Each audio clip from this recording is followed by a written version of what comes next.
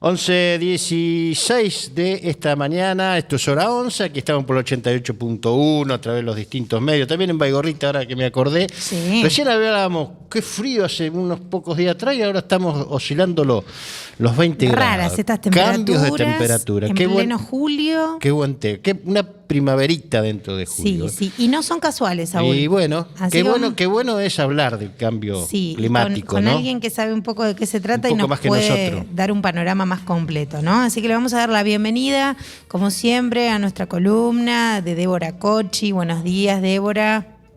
Hola, buenos días. ¿Cómo estás? todos? Hola, Débora, muy bien. ¿Vos? Bien, todo muy bien. muchas Bueno, gracias. me alegro. ¿En Buenos Aires? No, en los Toldos. Ah, ahora. buenísimo. Está Entonces cerquita. estás padeciendo la misma humedad que nosotros. Ay, Tal sí. cual, tal cual. Bueno, Sí. igual Capital siempre tiene más humedad que el pueblo, ¿verdad? Sí, allá Es más sufrida, se sí. siente más. Sí. Bueno, y Sí, esto un que poco mejor. decíamos un poco viene al tema que habías elegido para hoy, Débora, ¿no? Esta mini primavera en medio de un invierno como los nuestros, en una semana pasada que tuvimos Crudo, fríos crudo. durísimos y ahora 20 grados. Se enojaron los convivientes. Sí. La idea es hablar de cambio climático, pero antes, si me dejan darles una noticia buena, Dale. que es que la vez pasada hablamos de salmonicultura y finalmente se sancionó la ley que prohibió la salmonicultura en Tierra del Fuego. Entonces, me parece importante compartirla, Qué ya que bueno. habíamos debatido. Sí. Qué bueno. Es el primer país en el mundo en prohibir esta actividad, Ujú. que generó un poco de revuelo. Alguna controversia seguramente. Sí, como siempre Sí. hay intereses Claro. que se disputan, Exacto. pero bueno, la propuesta es pensar cuando queremos progreso en términos económicos a costa de la explotación de un recurso natural.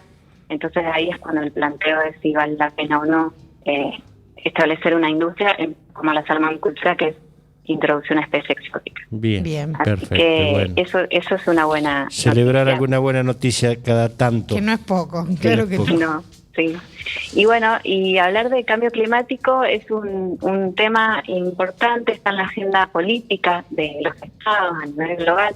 No solo ya es un tema que está en la agenda ambiental, porque es una problemática que ya hemos hablado en distintas columnas de manera transversal, Ujú. pero me interesa que la pongamos en discusión de lleno, porque justamente los periodistas que trabajan en cambio climático, los expertos, plantean como primera necesidad hablar del tema para Claro. generar conciencia, ¿no? Que haya información Ujú. sobre cambio climático, Bien. para concientizar y mejorar la comprensión del tema y después pasar al paso que es la acción, ¿no? Individual, local, global.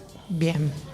Entonces, ustedes hablaban del tiempo en los toldos y está bueno arrancar con una definición de conceptos que por ahí parecen sinónimos como tiempo y clima, para entender el cambio climático. Bien. Cuando hablamos de tiempo meteorológico, hablamos del estado de la naturaleza en un tiempo y en un lugar determinado. Como ustedes decían, hoy el tiempo en los toldos es de, ¿cuánto? 18 grados. Sí, más por o ahí, menos. ahí andaba. En 20 creo que andaba, pero cerquita. Bueno, eso es hablar de tiempo meteorológico. Bien. En cambio, cuando hablamos de clima, estamos hablando de un conjunto de fenómenos meteorológicos que se dan en un periodo de tiempo más extenso, no en un momento dado. La NASA, por ejemplo, dice que la diferencia entre clima y tiempo es en términos de temporalidad, no en tiempo meteorológico. Bien. Y cuando hablamos de un evento climático, hablamos de una sequía, un huracán, una precipitación. Y cuando hablamos de cambio climático, estamos hablando del cambio del clima que se debe a la acción humana directa o indirecta que generó una alteración en la composición de la atmósfera y que se suma a la variabilidad natural del clima que se ha dado a lo largo de la historia. Ujú. Bien. Entonces son dos términos muy similares pero que significan cosas distintas. Y cuando hablamos de, por ejemplo, situaciones concretas como la bajada del río Paraná, que está pasando ahora, una bajada histórica, Ujú. o la ola de calor que se dio, que se está dando en Canadá y en el norte de Estados Unidos, lo que cuentan estos periodistas ambientales es que se mencionan estos eventos, pero a veces no se relacionan con el cambio climático. Y es necesaria esa relación para comprender esas situaciones y poder prepararnos y adaptarnos a los nuevos escenarios climáticos que están pasando y que se vienen. Esto no se... Ay, la partimos un segundito. Hola. A ver si la recuperamos. Estamos hablando con Débora Sí, se Kochi. escuchaba un poco mal. ¿Estábamos por WhatsApp, Luchi? A se ver escuchaba un si poquitito. lo podemos recuperar. Siempre Estábamos nos pasa, hablando- ¿viste? Más cerquita estamos. Sí, a veces siempre nos pasa empieza eso. alguna ¿no? Hemos tenido interferencia. una comunicación Será inclusive la energía, ¿no? con el que- exterior y son los... que emanamos. Así que bueno, a ver Bueno, si- interesante, ¿no? Porque realmente lo vemos cotidianamente, estos cambios bruscos. La gente mayor, sobre Sí, todo, sí, sí. dice, los inviernos no eran... No, por eso Frío, que, la ¿viste cuando famosa te frase, dicen, frío eran los es de verdad, antes? frío eran los de Ahí antes. volvió Débora, a ver. si la recuperamos. Sí, hola, perdón. Débora. Ahí está. Bueno, ahí estamos, sí. No sé qué pasó. Sí. Bueno, estaban hablando de los inviernos ustedes. Sí. Contanos, Bueno, decías de la ola de calor en el norte. Claro. Bien. Eso, ¿no? Es importante establecer el vínculo, que se hable del cambio climático no como protagonista y causante directo de estos eventos climáticos, sino que lo que hace el cambio es intensificar las variables de las que dependen estos eventos. Por ejemplo, la bajada del río Paraná tiene que ver con el aumento de la temperatura, la disminución de las precipitaciones y el aumento de la sequía. Eso es lo que intensifica el cambio climático. Bien. Bien, Bueno, bien. Hay muchos factores interrelacionados, digamos. Claro, entonces, ¿por qué es importante hablar de esto? Porque el cambio climático es un hecho, es real, y lo que se plantea desde el gobierno nacional, porque nosotros habíamos hablado de lo que podemos hacer como individuos, ¿no? Pero esto requiere de toma de decisiones por parte de los países, y desde 2019 se creó, a través de la ley de 27.520, un Gabinete Nacional de Cambio Climático en Argentina, donde se permite articular todos los actores y áreas del gobierno para alcanzar los objetivos que se plantearon en el Acuerdo de París en el 2015, donde los gobiernos se comprometen a disminuir la emisión de gases de efecto invernadero. Bien. Y entonces se plantean escenarios, se proyectan escenarios en Argentina que no nos deben sorprender, que son producto de este cambio climático global. Por ejemplo, el aumento de la sequía en el noreste de Argentina, la bajante del río Paraná, que ya está pasando, un estrés hídrico, también un aumento de precipitaciones con más frecuencia y con mayor intensidad, la disminución de la zona costera por aumento del nivel del mar, el retroceso de glaciares, crisis de agua en Mendoza, San Juan y Comahue, retroceso de los caudales medios de los ríos, aumento de la temperatura anual promedio en todo el país, aumento de los incendios. Bien. Estos son escenarios que comentaba el que preside el Comité Nacional de Cambio Climático para Argentina. Bien. ¿Y qué podemos hacer para revertir eso, Débora? Como Bueno, país, digamos, como Estado. Claro. ¿No? Hay una serie de pasos a seguir, que son políticas de Estado, una serie de caminos que se surgen a partir de esta ley, que el primer paso es la concientización, o sea, mejorar la comprensión del tema. Bien. Después planificar estrategias para pensar qué escenarios queremos tener para el 2030, 2040, 2050 y fortalecer las capacidades de los gobiernos locales que implican una transición energética, porque lo que pasó fue con el modelo de explotación de los hidrocarburos que estaban en la tierra, ¿no? Los yacimientos, se extraen los fósiles, se combustionan y los gases producto de esa combustión son liberados al ambiente. Entonces, ese desequilibrio del carbono tiene que ver con este modelo de explotar hidrocarburos. Por lo tanto, el primer gran paso que hay que dar y que llevará muchos años es una transición energética al uso de energías renovables, energías verdes.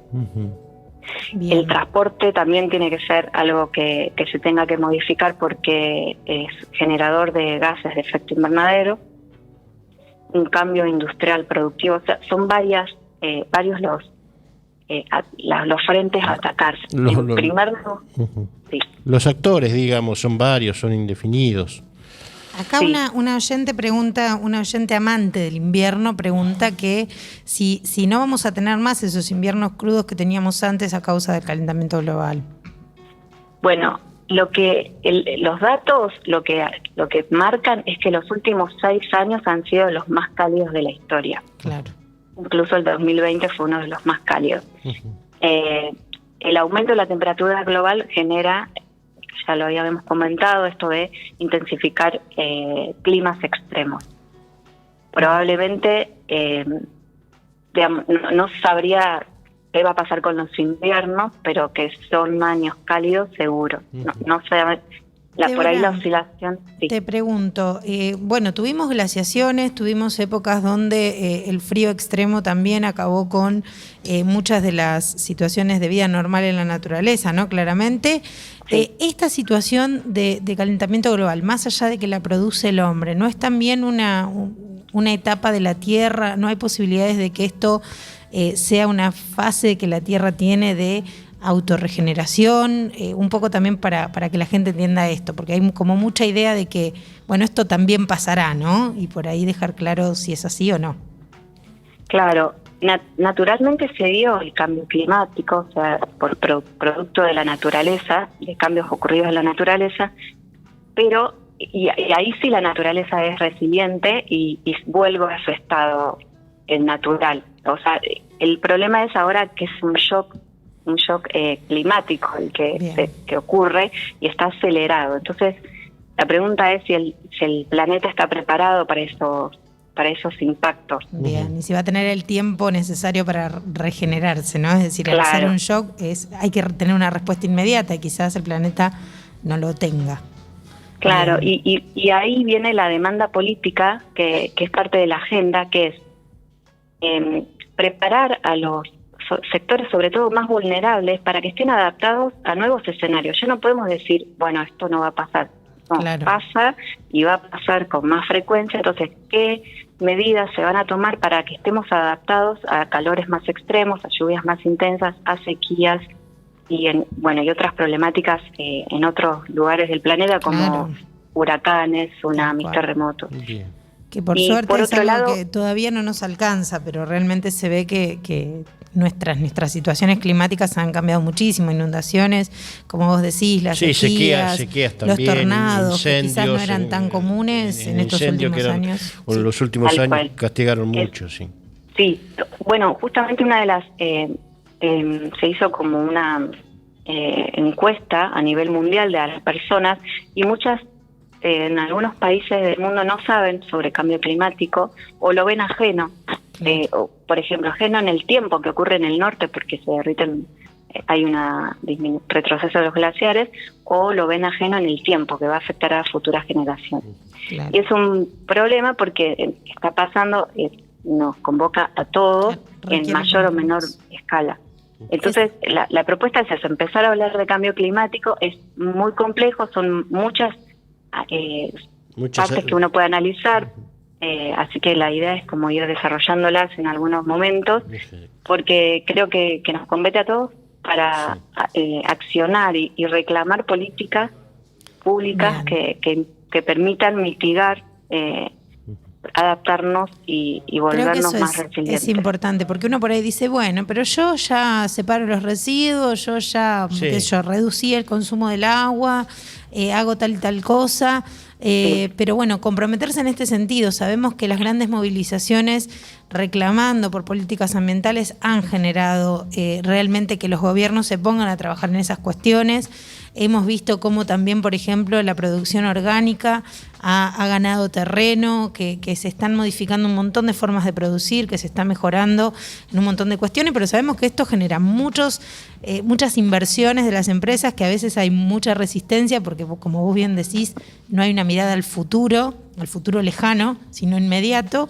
Y bueno, necesitamos que además del granito de arena que cada uno puede poner, también se sume a la lucha colectiva, ¿no?